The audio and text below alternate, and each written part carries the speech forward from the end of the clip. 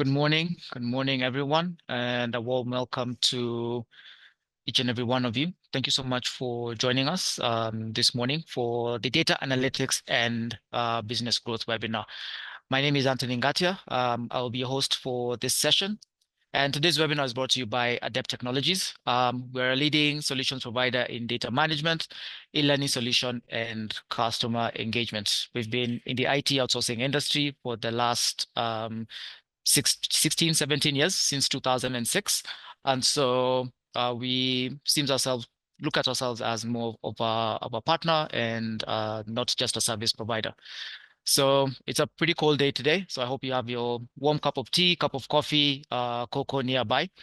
And as we go on, even if you don't, I'd like to just ask you to be able to do two things for me. One is to be able to introduce yourself in the chat. And secondly is to let us know what specific question do you hope to have answered today. What really specific question do you hope to have answered today? Put that in the chat, and our panelists will be able to come back to you and be able to answer that. So I'll just give it a few minutes as we get some responses in.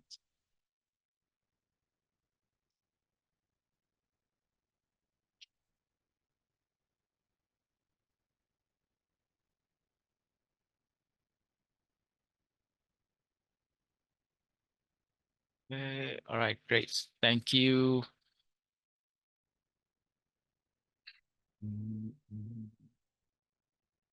Thank you so much. Even as the responses come in, it's a pleasure to be able to have you all joining us this morning. A few housekeeping rules. We slotted this webinar for 60 minutes, and so we'll try as much as possible to keep it to that time. This includes the Q&A session, so please feel free, use the Q&A chat feature at any time during the presentation. If you have a burning question or a burning comment, please feel free to use that, and we'll address them even as we go along. We'll also be running a couple of polls during the webinar just to make it interactive and make it as valuable as possible for all of us. So your participation is highly encouraged. Again, please use those, the chat and the Q&A features. Lastly, this webinar is being recorded. I'm sure you got that notification even as you joined in. And this is mainly for internal purposes to be able to go back and review. And also this webinar will be on demand and shared with you after this webinar. And so right now, as we look into the purpose of this webinar, looking at data analytics for business growth. As leaders and business owners in your respective fields, you understand the importance of leveraging data to drive strategic decisions, to drive operation efficiency, or just for innovation. And so today, our panelists are going to speak more into the process. They'll try to keep the technical talk to a minimum, but they're techies, so it's what excites them. But the real focus is really going to be on the case study that we're going to present at the end. And it's been able to show how, even as a company, has been able to improve efficiency, optimization, and growth. Therefore, I would like to take this opportunity to introduce our first panelist, Gloria Nyambura. Sorry, you can tell where I've come from. And who's a seasoned data analyst informing on helping businesses be able to make decisions using that data. And so at this point, she is an experienced data analyst. She's a software developer. And something that I picked up from her LinkedIn account is that she is an advocate or a campaigner for diabetes. So that's interesting for me. So you can try and weave that into the conversation as you talk to us. So Gloria, over to you. Thank you, Anthony, for this opportunity. Good morning, everyone. My name is Gloria. I'm so excited to be here with you, and I'm excited to share with you this journey of fascinating process of turning raw data into strategic assets. My name is Gloria Nyambura. I'm a data analyst in Adept here. I deal with data analytics, data analyst, and also business management. I'm going to pose a question and ask you, have you ever been able to imagine being able to predict the next big trend? For example, when you look at Microsoft Bing and also OpenAI, they were able to see the next big thing was the AI. They were able to bring that on using data, they were able to see that many people, many students are struggling to search from Google, to search from Microsoft, and they were able to see the trends on how people are responding, and they were able to bring out the AI. Now they are pocketing a lot of money by just using of data, where they were able to know that this would be the next big thing. Also, have you ever been able to imagine that data can be able to uncover hidden patterns in customer behavior? Let me give you an example of a phone that people used to use in 2010, the BlackBerry version. By then, in 2010, the BlackBerry was the iPhone of the day. So you remember that they had the customer they had the they had uncovered the hidden patterns in customer behavior, but what they didn't do is that they didn't integrate them when they were developing other phones, other versions of the phone, and that's when the smartphone took up. Then that's when the BlackBerry fell down, and you can imagine the number of losses they had from that. Also, have you even been able to imagine that you can make decisions that are backed up by data, and that is by undeniable evidence, that you have data-based evidence that decision that you're making has an evidence of data. For example, when you are assessing the risk of a company, maybe in finance, you can be able to have a backed data evidence that by this you can be able to see that there are risks that are coming, and shareholders and stakeholders can listen to you. So thank you. Let's explore how now raw data can be transformed into actionable insights to shape the future of any business. And I'm going to do that by first introducing what is data analytics. We're going to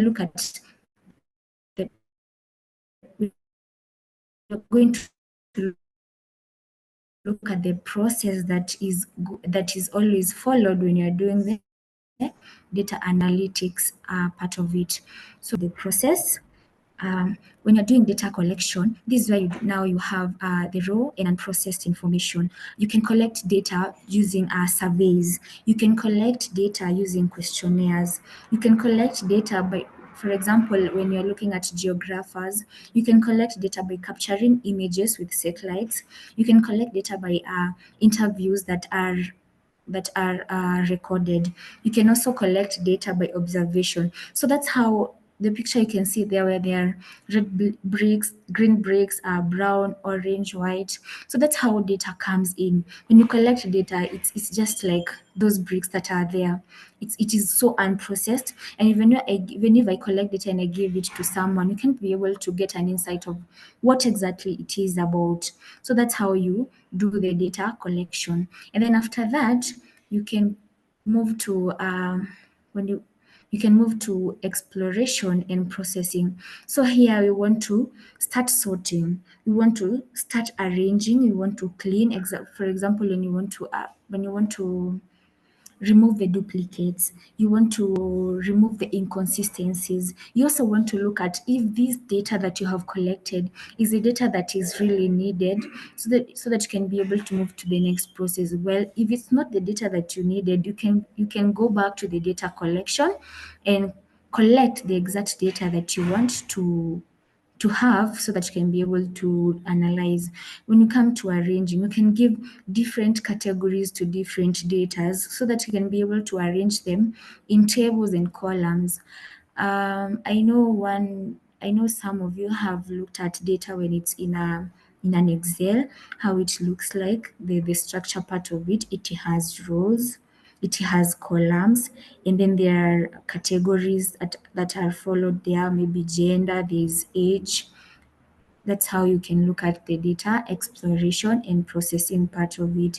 And then now you want to prepare it so that you can be able to start now visualizing, and so that you can also be able to start analyzing.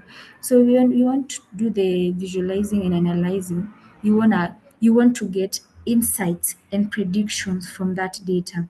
Remember, the purpose of doing this data, the purpose of doing this data analytics is to be able to get insights and also predictions on market. You can also be able to get insights and predictions on the customer behavior. You can be able to also get insight on how your product is performing in the market out there. So that's when now you come and bring in the analyzing and visualization so that you can be able to get the insight. You can visualize by using the dashboards. I'm sure some of you have seen dashboards put out there in Excel, maybe in Power BI, just for quick capturing of it. And I know some of you may be asking, is it really necessary to be doing visualization of the data every time? Well, I would answer you with it's not necessarily. Visualization comes in when you want to present that data to maybe stakeholders, to maybe shareholders, to maybe the management of the business, so that they can be able to get a quick capture, a quick communication of how the data really looks like. Let me give an example of a pie chart that has a gender information where you have male and female. The male part of it is given the blue, and then the female part of it is given the pink. And from the pie chart, you can be able to see that the blue part has taken the three-quarter part of the pie chart, and then the pink part has taken the quarter part of the pie chart.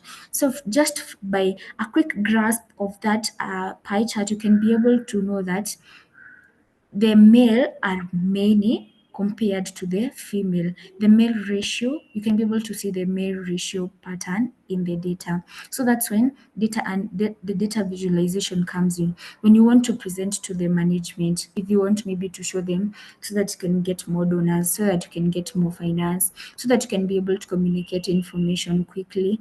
But for me, if it's for data analyst or me who wants to just know what exactly is happening with the data, I don't really have to need to visualize it. So the next process will be now being able to give an explained story. So here you need to make a data-driven decisions. For the whole data analytics process, the main purpose is to now start making decisions. You can be able to see that maybe this market is doing so well, so we can venture into this market, or we've seen new customers from this market, so now we can be able to go to that market, or our customers are saying this and this, so we can make these particular decisions.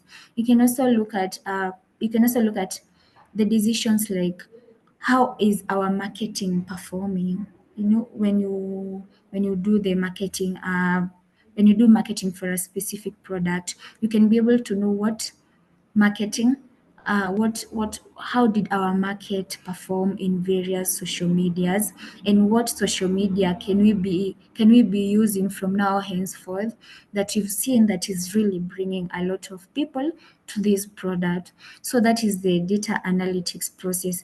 Well, someone may be asking themselves, is this a process that is supposed to be used in the data analytics process? Well, I would say you can have different processes, but this is the standard one. The first one of the processes you can have is you may already be having the data, but you don't know if that data is really the one that you really need. So you can start by doing the data identification, where you'll start looking at what specific data points do I need to be able to measure the objectives that I already have in my hand. And then from there, you can be able to now carry out the gap analysis part, where you'll be able to identify the already data and the desired data, and what actions can you take, where you now put up the data strategy, where you'll come up with a process of what decisions you'll take to be able to reach to the data, to be able to read and now be since because you already have the already data, you can see that you can follow here. Some companies may also be having you can be having data up to the data that has already been sorted, has been cleaned, but you don't really know what to go after there. So you can start with maybe data analyzing and visualization, and then you can be able to move to decision making. So let me incorporate this with, before I go to the example, in case of anyone who has a question, you can post it in the chat, conversation here. So in case you have any question, just put it in the chat and can be able to answer it for the next maybe 30 seconds.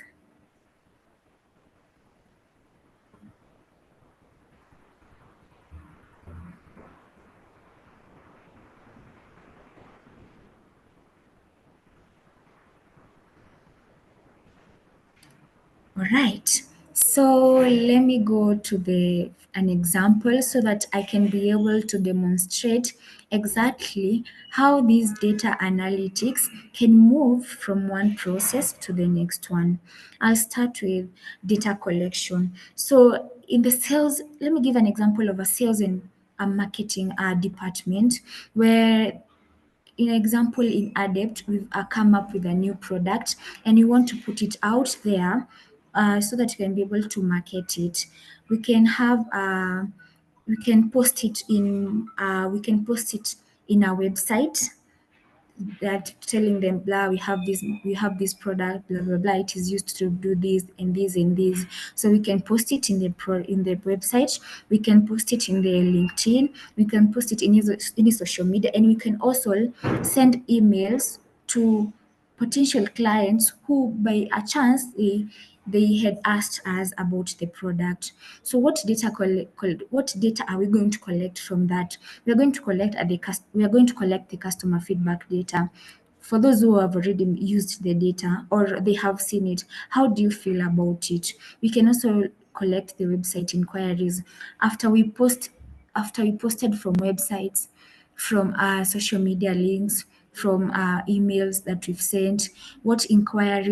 How many inquiries did you get from the website? How many inquiries did you get from social media? How many inquiries did you get from the emails? You can also be able to look at the likes from what you posted to the flyers out there. How many likes did we get? How many comments did we get? And also we can be able to look at how many email replies did you get from the emails that we sent. And then from there we can be able to look at the request for quotations. Now if the client have seen it, how many clients have come back to tell us, okay, now we want to send the request for quotations. Or from clients may also may go to request for proposals and so many other data that you can collect from there. And then from there, we will go to how now we are going to explore and process this data. First of all, we're going to arrange it in different categories where we will have the outreach part of it.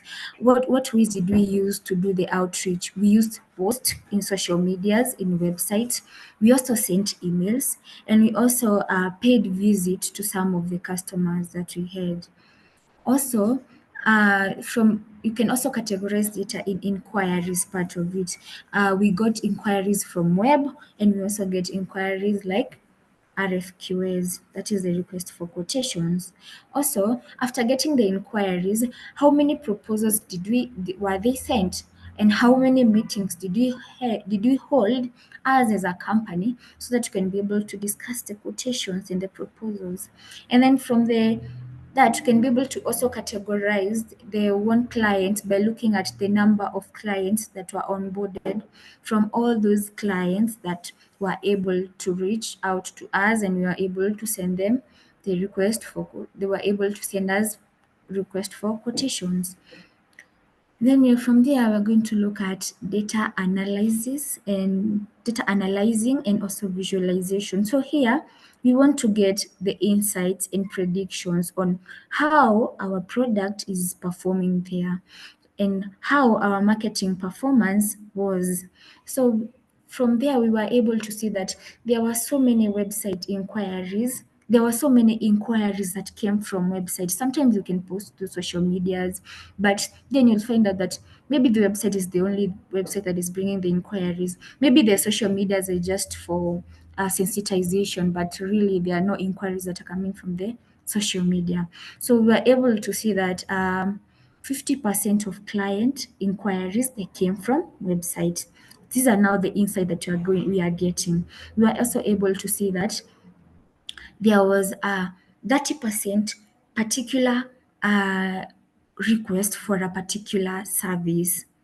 And then we were able to see that now there is this new, we were able to see unique visitors from a different continent, that is from Europe or Germany, that is coming, and it has 10% customers. So now we are able to get insight from this marketing performance of our product that we've posted out there.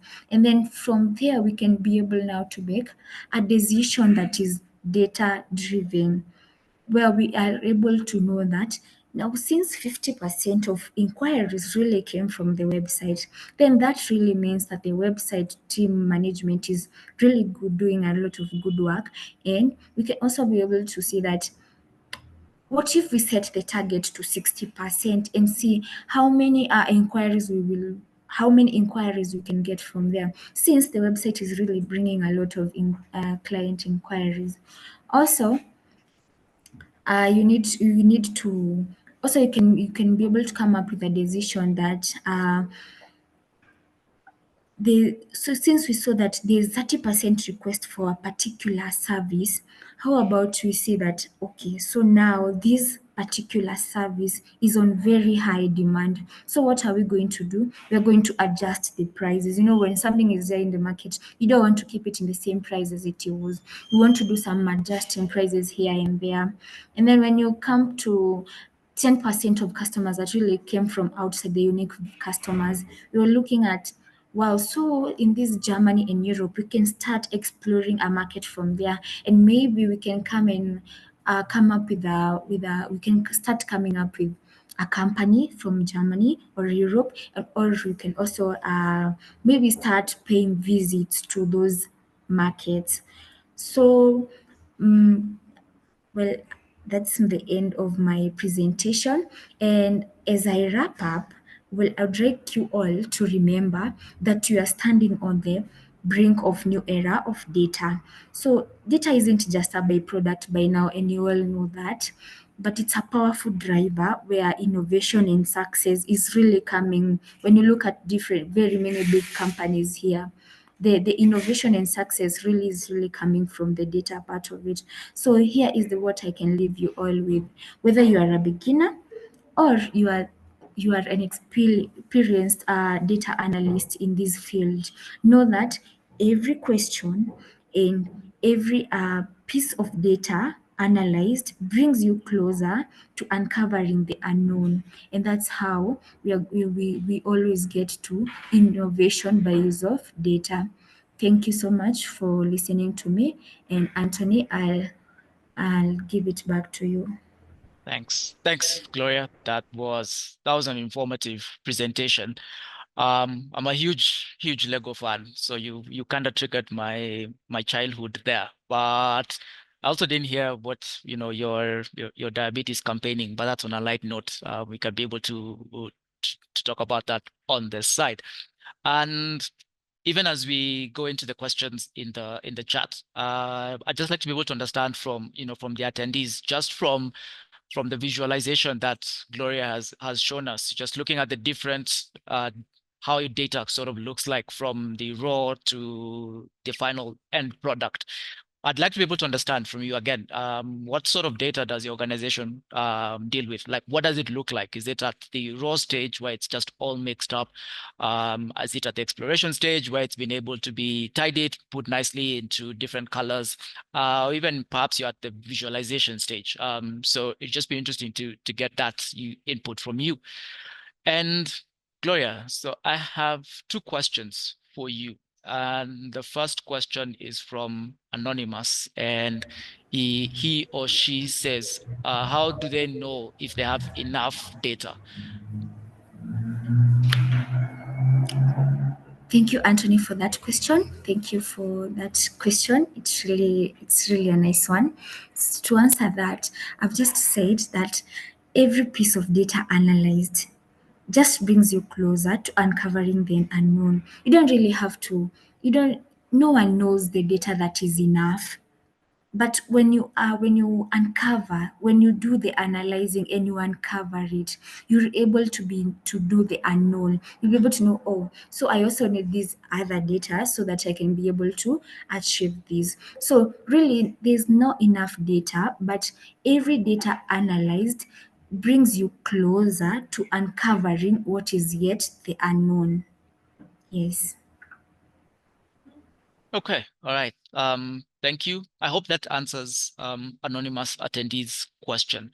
I have also a question from Martin Waura, and his question is, how do you deal with data that is not in one system but in multiple sites?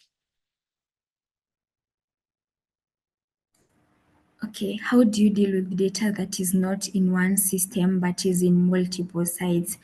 I think that's when now you start by bringing the data collection part of it, or should I say the data identification part of it, where you are going to look at, okay, so which data do I really need?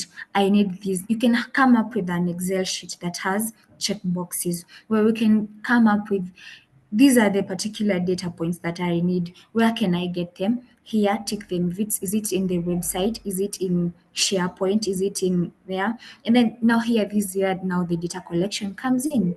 Yeah. Or you can also find a way of integrating all those sites into one. But the best thing is now I think this is where now the data collection comes in. Because when you're looking at data collection, sometimes you can collect data even from online, from internet, right? Yeah, so you'll do the data collection, but if there's a way you can integrate those sites so that you can be able to extract data from there, then that's even better. Yeah. Okay, all right. Thank you for that.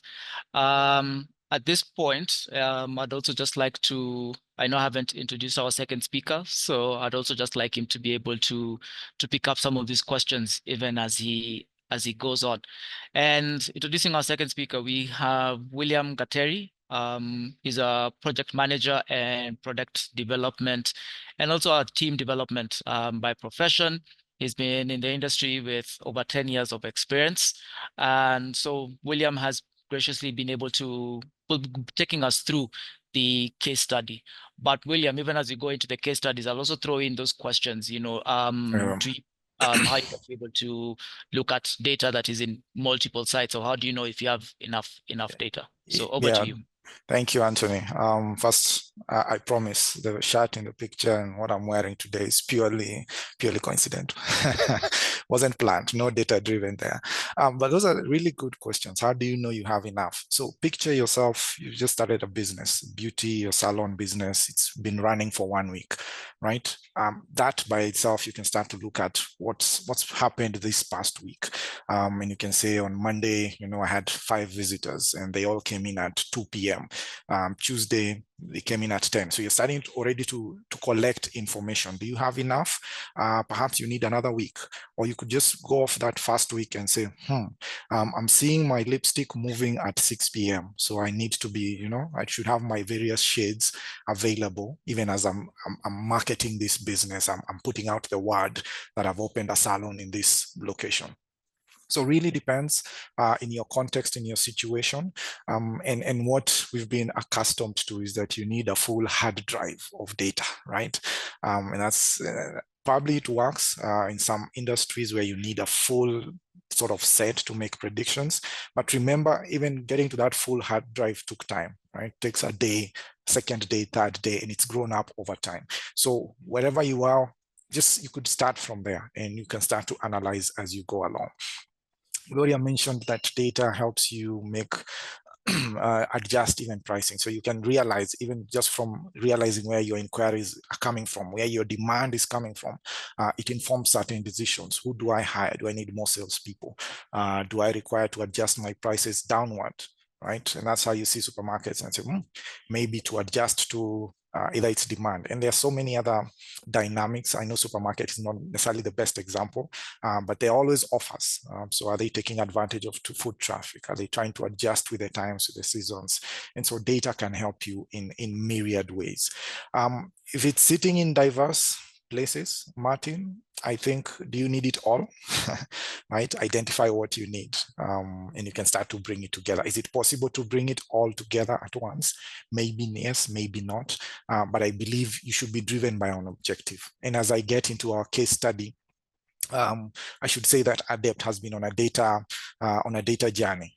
It's taken time, just learning the business and how we interact with it, but it's helped to uncover this particular process. So Anthony, as we go into the to the next slides, we've had this particular project for a few years, and ironically, it's AI, but at its elemental level, it's data. It's just data. And you think about AI and all this cool technology, at the heart of AI is just data.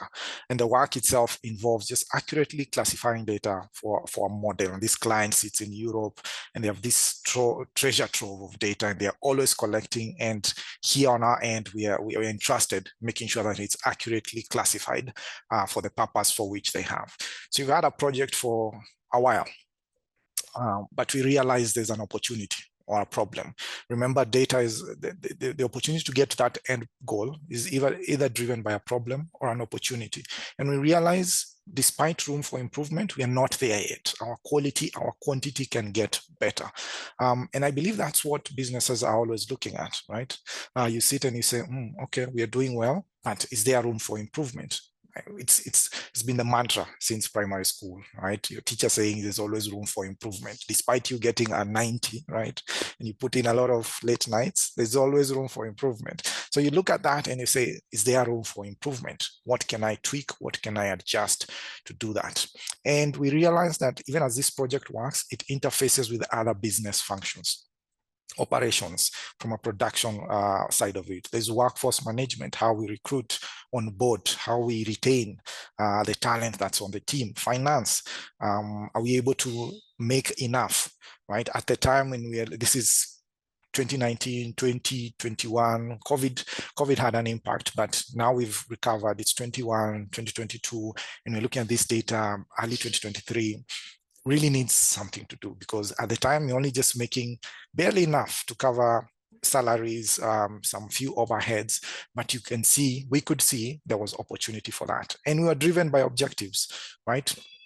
We want to increase not just internally, but we're also driven by what the client wants. Model accuracy. AI is really about getting quality data, quality output. So you improve that, it's client satisfaction. We produce better, there's an impact on revenue.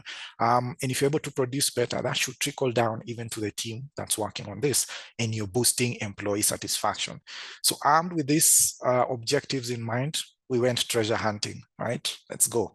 So we're looking at different sets of data. We're looking at operations. So what are we looking at? The trend. Are we producing? Is it enough?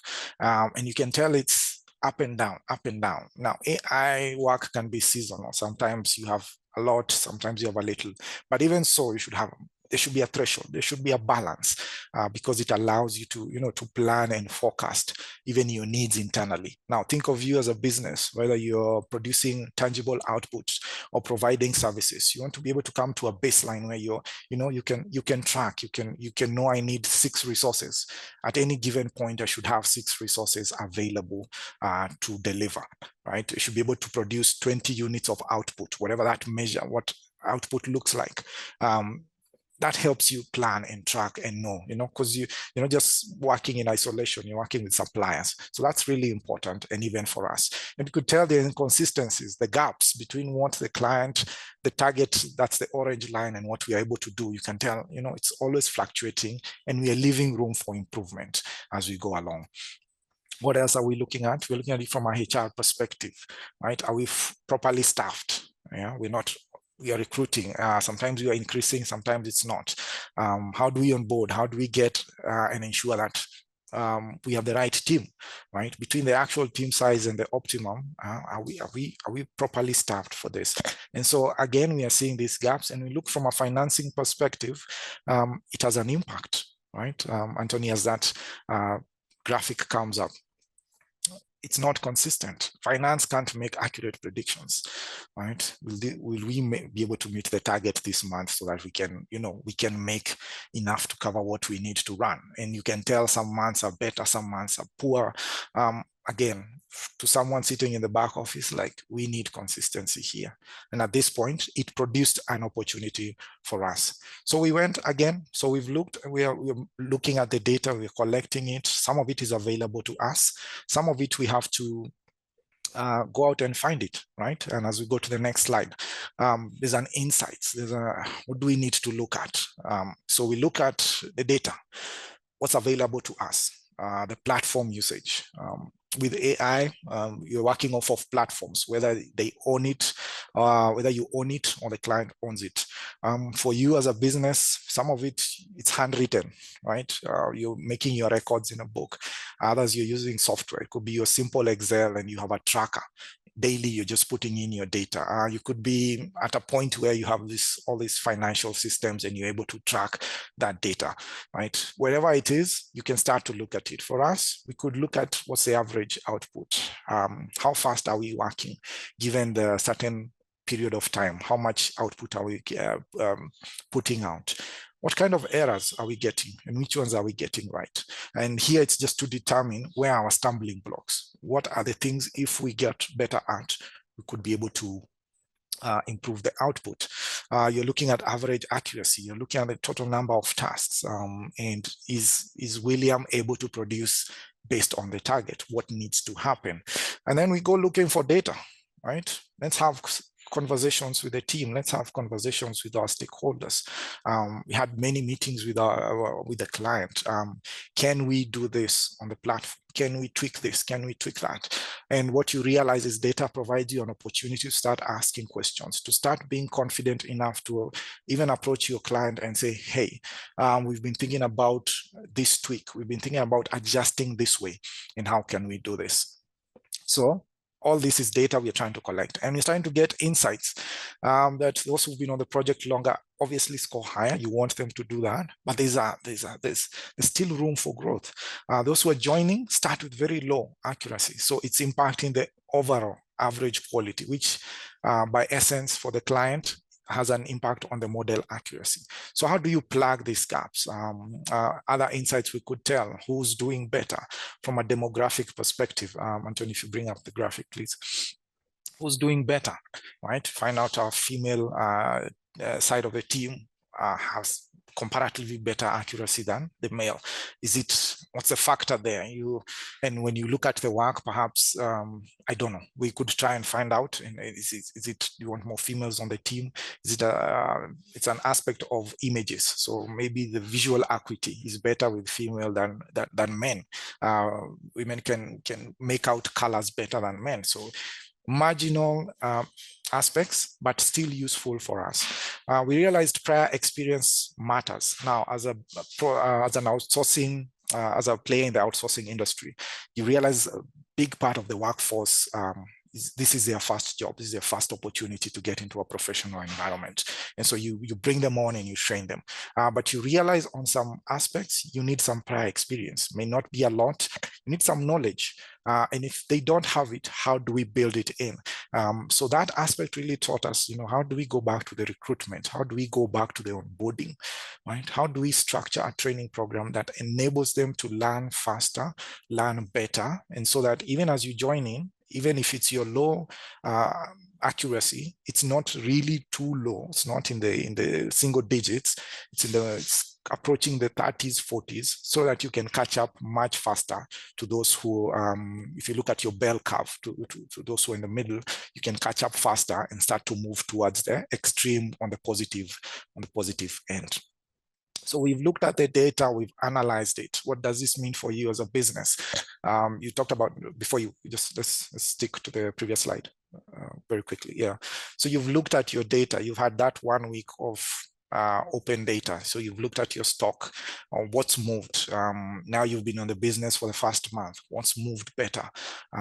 Because of mobile payments, M-Pesa, you can even tell the times that payments are coming in. You can start to track. Oh, okay, a lot of my customers are coming in at 5 p.m. All right, so I need a resource there. Maybe need to. There's some products that move better. I had a friend who had a beauty salon in one of the estates, and they realized early morning M-Pesa had a lot of transactions. That's because people going to work and they're looking for change. They want the 100s, the 200s to be able to onboard, and they lived in a high population area. And so they realized they need to open early and make sure M-Pesa has someone between 7 and 9 p.m. because 7 and 9 a.m. because it means there's a little more transactions. People want the hard cash to be able to get to work.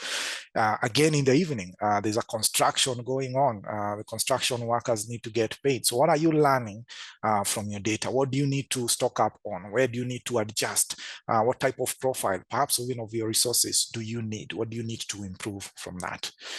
All this leads us to we need to make decisions now. How do we start to improve? How do we plug those gaps? And as we look at this, so we are looking at the recruiting and the onboarding, and we looked at how do we make this program, what kind of material do we need, what pre-reading do people do even as they join the team, so that they're coming in with some knowledge. You're not coming in on day one from scratch. You already have some basic understanding.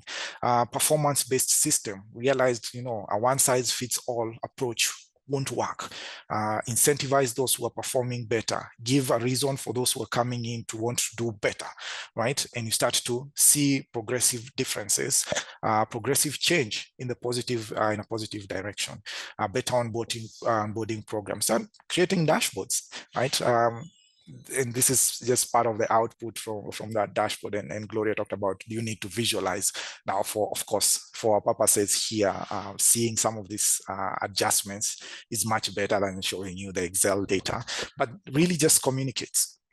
Right, we looked at the team size, and we could do more with less, and not just necessarily less. It's just that the people who are there are adequately equipped to be able to deliver to the best of their capabilities. The outputs being met consistently now. Now we're starting to see consistent production. And from a revenue perspective, Anthony, right? From a revenue perspective, starting to get better, starting to see more consistency, right? And adjusting for all the factors. Like I said, seasonality in the AI space and the data and how it's collected. Adjusting for all that, we start to see some consistency.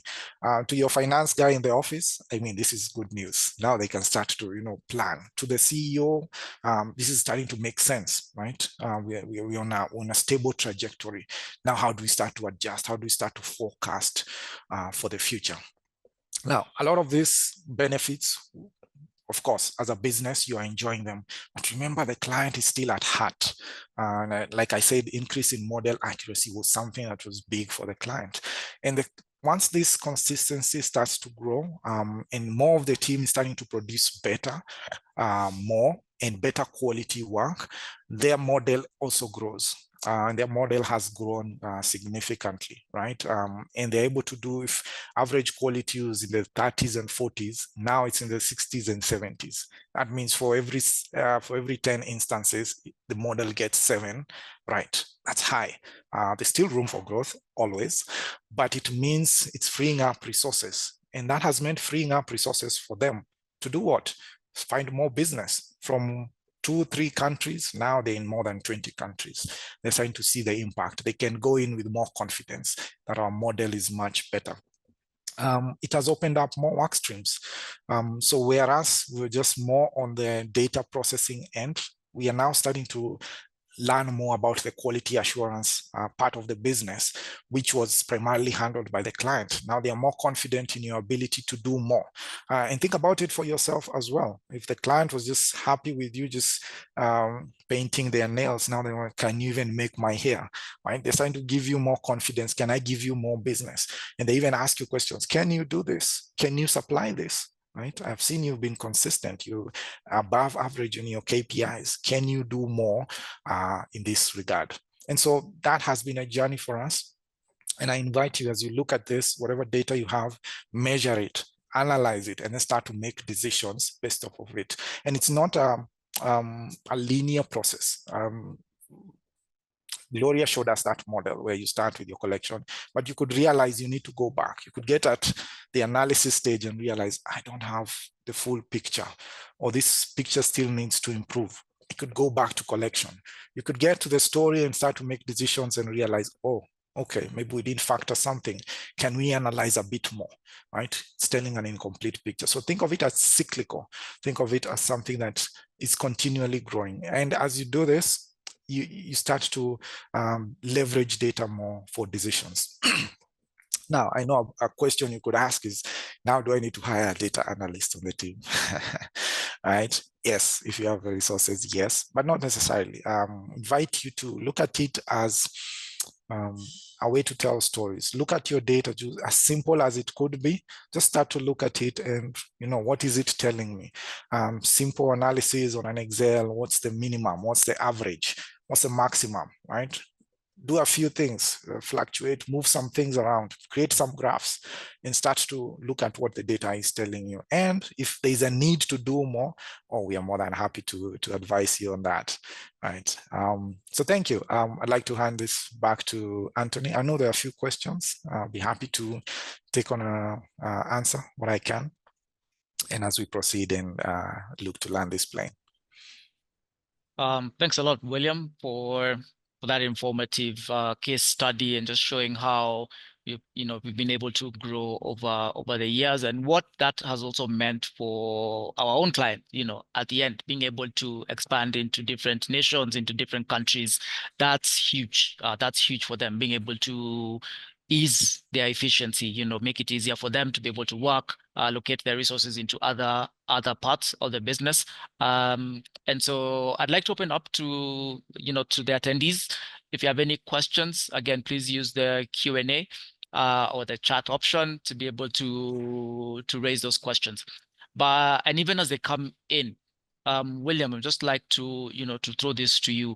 How were you able to identify, even as you said that women performed better, and we're able to see, was this mainly from the visual, or is it mainly from attention to detail? What would have attributed to the women performing better than the men?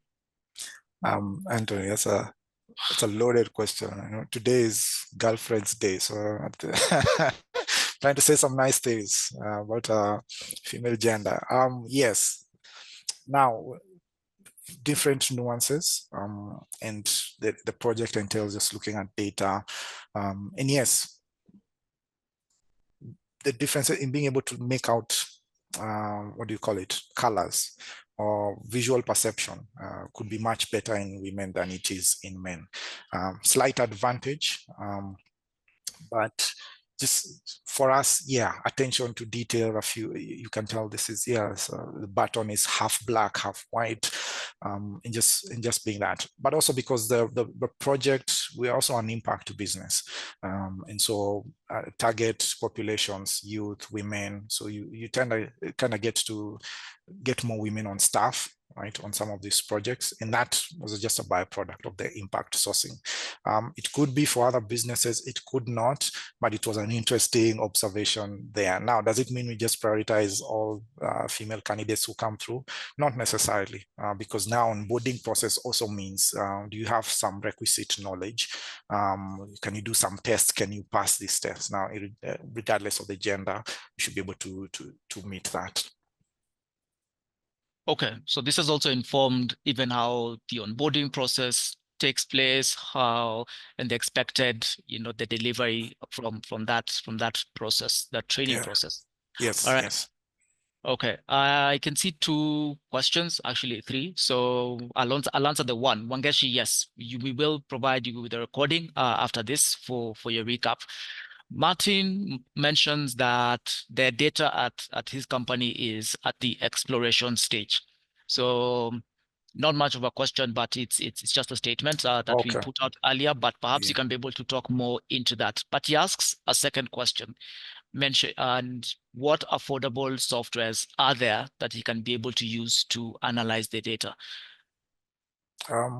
Simple Excel, right? As a basic start, whether it's I know there's an open source version of that, but really depends what kind of data does it look like. And Martin would be more than happy to have this conversation, on the side. What are you looking at? That your data is at the exploration stage. That means you're asking yourself questions. Do I have enough? But really, what's your objective? Let's go back. What are you trying to accomplish? And sometimes it could be clear, right? When we realized we had an opportunity to grow. Sometimes it's not. So collect it and just look at it and start to brainstorm, right? Part of the practice here at Adept is, can we start to brainstorm on possible solutions? And brainstorm just means sitting down and throwing everything at the wall, right? No judgment, nothing is wrong or right. Just look at your data, try and figure out as many questions and see if enough, take it from there. And we're happy to guide you on that journey. It's an interesting journey, and one we hope that also you're able to learn from and grow from. That's well put, and just goes into the next question that has come in. What challenges have we come across as you do data analytics for yourselves and for other organizations? And how are you able to overcome said challenges? First is, I'll speak to maybe to the work, some of the work we've done. Is it relevant? Data going back to 2009, right?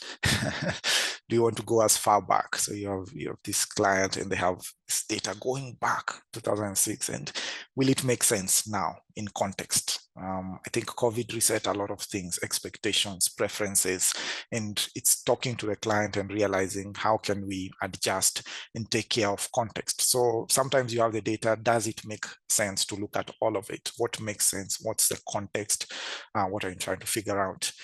The challenge of even figuring out the question or the opportunity to understand, right?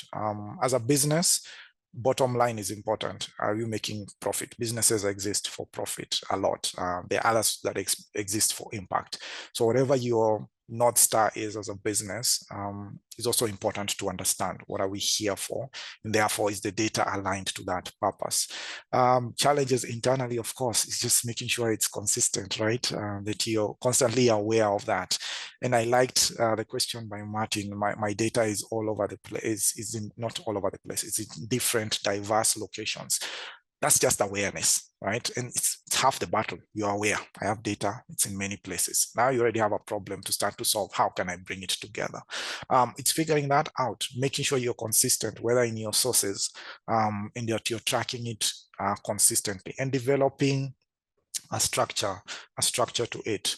The other challenge has been learning that it's not a straightforward process, right? You don't get the insight now and say, whoo, data journey is over, right? We are there, we're at the top. No, it's always realizing there's more to learn. And as you uncover more insights, you realize, there are more opportunities either to collect or to look at.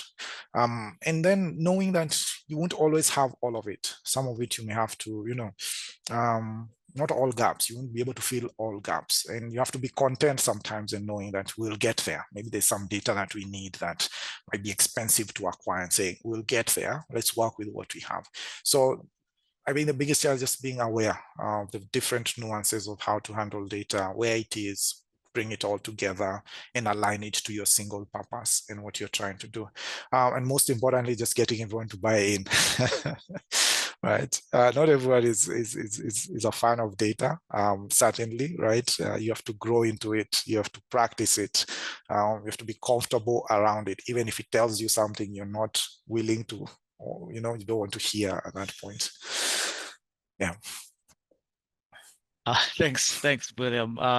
I like how you put it. It's that it's not an end, journey to itself. That it's not that beautiful house, that beautiful Lego house that Gloria showed us, and now you're there, umefika, but you realize that now there's interior you need to look at. You need to have a beautiful lawn. You need to look at finishings, lighting and all that. And so you get to your beautiful house, but then there's still more now. If you're like, okay, now I need to go back and be able to do this. So thank you for being able to bring that out.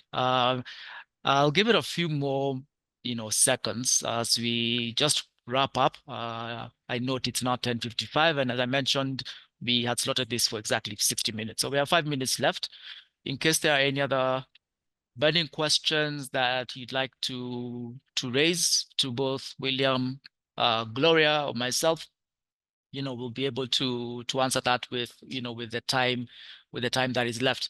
And even as you do that, I would just like to appreciate you and appreciate your time, appreciate your even just being able to indulge us with this 1 hour of your time. Thank you so much for being also participating and being able to ask those questions. And even as we wrap up, and I know this will be towards the end, and maybe William, just as a closing part, what would you be able to advise for someone who maybe does not know where to start, and you're saying, I don't know if I have enough data, just collect the data. But what would you be able to advise for someone who wants to start this journey? Educate yourself. Information is power. So depending on what you're doing, depending on what kind of industry, sector, or field you're in, it will be good for you to educate yourself. What exists, what possibilities are there. Give us a call, right?